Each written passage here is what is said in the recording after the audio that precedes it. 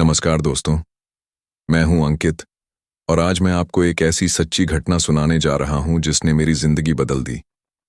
ये घटना कुछ साल पहले की है, जब मैं एक ट्रक ड्राइवर था और रात में लंबी दूरी की यात्रा करता था। इस घटना ने मुझे यकीन दिलाया कि इस दुनिया में सिर्फ इंसान ही नहीं, कुछ और भी हैं। तैयार हो जाइए, क्योंकि आज की कहानी आपकी रातों की नींद उड़ा देगी।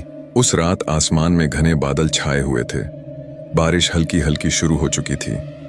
मैं दिल्ली से लखनऊ जाने वाले हाईवे पर अकेला सफर कर रहा था। सड़क सुनसान थी, चारों ओर सन्नाटा पसरा हुआ था। गाड़ी चलाते हुए मेरी नजर बार बार शीशे में पड़ती। अजीब बात यह थी कि हर बार मुझे ऐसा लगता जैसे कोई मुझे घूर रहा हो। मैंने खुद को समझाया, अंकित, यह सिर्फ तुम्हारा भ्रम है।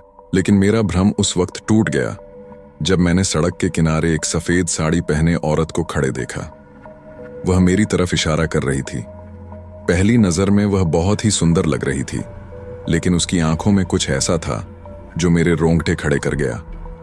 मैंने ट्रक रोका और पूछा, क्या हुआ? आप इस समय यहां क्या कर रही हैं? उसने कहा, भैया, मुझे आगे वाले गांव तक छोड़ दो, यहां खड़े रहना सुरक्षित नहीं है। उसकी आवाज में ऐसी बेबसी थी कि मैं मना नहीं कर सका। मैंने उसे गाड़ी में बैठा लिया। कुछ मिनट तक वह औरत चुपचाप बैठी रही। फिर उसने कहा, आप अकेले हो? मैंने सिर हिलाकर कहा, हाँ। उसने एक अजीब मुस्कान के साथ जवाब दिया, तो डरते नहीं? इस सवाल ने मुझे थोड़ा असहज कर दिया। मैंने बात बदलने के लिए पूछा, आप यहां क्या कर रही थीं? उसने कहा, मैं अपने घर लौट रही हूं। लेकिन तभी गाड़ी के शीशे पर जोर से किसी के नाखून चलाने की आवाज आई। मैंने डरते डरते बाहर देखा, लेकिन कुछ नहीं था। ट्रक के अंदर अचानक ठंड बढ़ गई। मैंने रेडियो चालू करने की कोशिश की, लेकिन वह भी अजीब आवाजें निकालने लगा। उस औरत ने मेरी तरफ देखा और कहा, आपको पता है, इस हाईवे पर कई लोग गायब हो चुके हैं। उसकी बात सुनकर मेरी रीढ़ की हड्डी में एक ठंडा सिहरन दौड़ गई। तभी उसने मुझसे कहा, भैया, ट्रक रोकिए। मैंने ब्रेक लगाई और पूछा, यहां क्यों रुकना है? उसने एक खंडहर की तरफ इशारा किया और कहा, मैं यहीं रहती हूं। अब मेरा दिल जोर जोर से धड़कने लगा। मैंने कहा, आपने तो कहा था कि आपको गांव तक जाना है। वह हंसने लगी, लेकिन उसकी हंसी इंसानों जैसी नहीं थी। मैं डर के मारे चुप हो गया। वह ट्रक से उतर गई और खंडहर की तरफ बढ़ने लगी। जैसे ही वह अंधेरे में गायब हुई, मेरे कानों में किसी बच्चे की रोने की आवाज आई। मैंने शीशे में देखा तो मेरी सीट के पीछे एक बच्चा बैठा था। उसकी आंखें पूरी सफेद थीं। वह धीरे धीरे बोला, आपने उसे क्यों बैठाया? अब आप नहीं बचेंगे। मैंने ट्रक तेजी से चलाने की कोशिश की, लेकिन स्टीयरिंग जैसे जाम हो चुका था। तभी खंडहर से वह औरत वापस आती दिखी, लेकिन अब वह वैसी नहीं थी।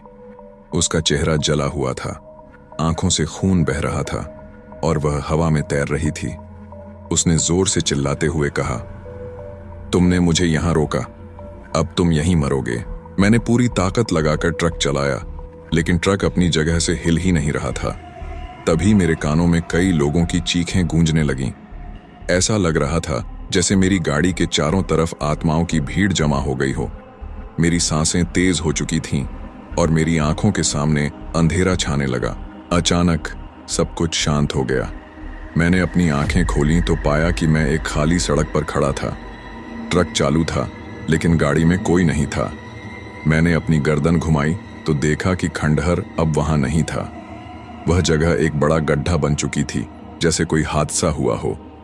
लेकिन मेरे पास एक सवाल था, वह बच्चा कौन था? वह औरत कौन थी? और मैं कैसे बच गया? दोस्तों, यही सवाल मेरी जिंदगी का सबसे बड़ा रहस्य बन चुका है। क्या आप भी जानना चाहते हैं कि उस रात क्या हुआ था? तो अगले एपिसोड में सुनिए इस खौफनाक किस्से का असली सच। अगली बार फिर मिलेंगे एक नई और सच्ची डरावनी कहानी के साथ। तब तक के लिए ख्याल रखें और रात में अकेले हाईवे पर ना निकलें।